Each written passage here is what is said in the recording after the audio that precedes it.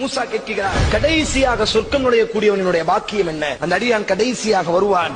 அல்லாஹ் சொல்வான், ஒரு சொர்க்கத்தை காமித்து, இந்த சொர்க்கம் உனக்கு நான் தருகிறேன். இந்த சொர்க்கம் எவ்வளவு விசாலமானது தெரியுமா? நீ வாழ்ந்த உலகம், அந்த உலகம் முழுவதும் ஒருவனுக்கு கரத்தில் நான் கொடுத்து அவனை மன்னனாக ஆக்கினால் அவனுக்குத்தான் முழு உலகம். இந்த உலகத்தினுடைய வைரம், இந்த உலகத்தினுடைய வைடூரியம், இந்த உலகத்தினுடைய அத்தனை மக்களும் அவனுக்கு பணியாளர்கள்.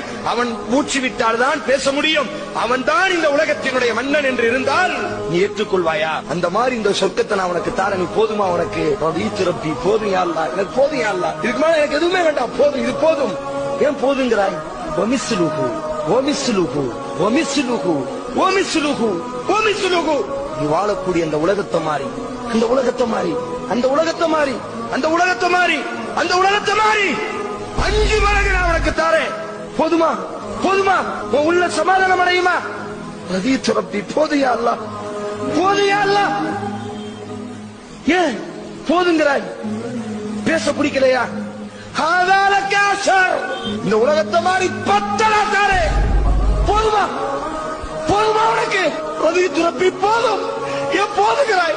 எப்போது கேள், எப்போதுகிறாய், எப்போதுகிறாய் கேள்.